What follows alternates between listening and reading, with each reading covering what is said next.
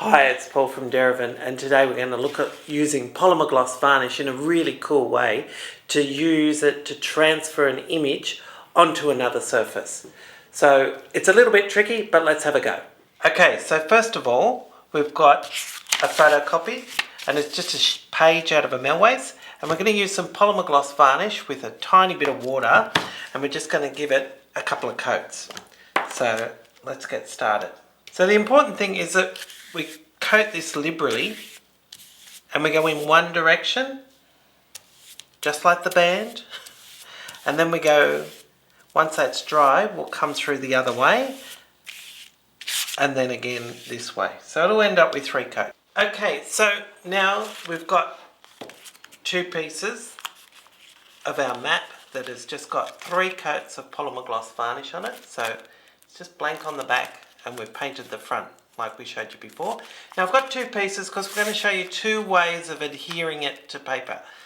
So when we've got a larger surface area, so this is about A4 roughly, it's better if we adhere this face down. What that'll do is minimise the air bubbles between this surface and this surface. The other thing to note here is that I've got pieces of paper and that glued in here. So because this is quite flexible, it is going to adhere to there, but we do need a generous amount. Now the other thing we're going to do is actually do one positive, which means we're going to attach it face up. But what we've got to do is pop that in a bath of just water, okay? So I'm going to do that now because that needs to sit and just... We're going to rub that off later, but we just need it to sit for a while. So while that's sitting and doing its little thing there, we're going to just paint, again, just with polymer gloss varnish, but a really generous amount. And remember, this dries clear, so it doesn't matter, but just have plenty on there.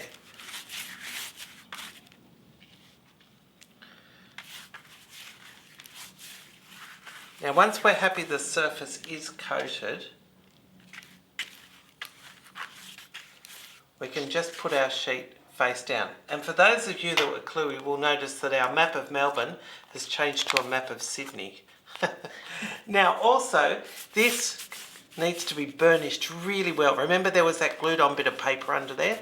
So just make sure that we're sticking it down really well. Alright? So now that's dry, we can start to remove the paper. So we need a generous amount of water on the back of there and just rub gently. If the paper's not moving, it just means you need more water, that's all. So it may take a little time, but just persevere with it. Now similarly with the one we had in a bath of water, just rub gently on the back of that. And again, just continue with it. Don't get too rough, just gently rub until the paper has lifted from the back of the surface, and you'll be left with a lovely sheet of polymer gloss varnish with an imprint on it.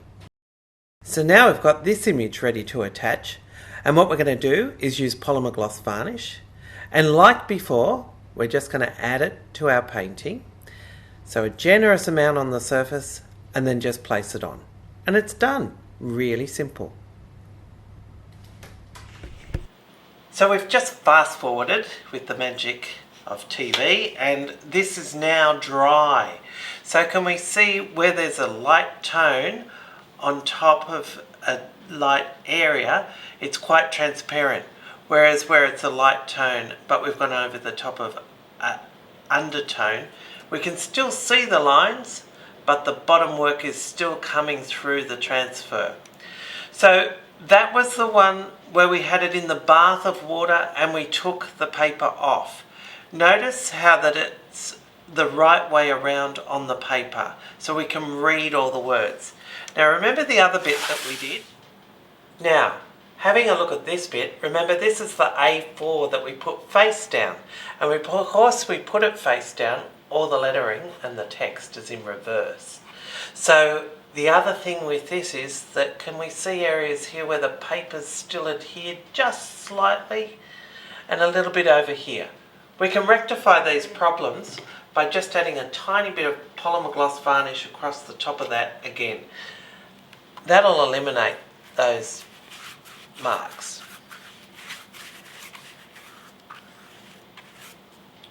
So once that dries, that'll be completely clear and we'll have resolved that problem.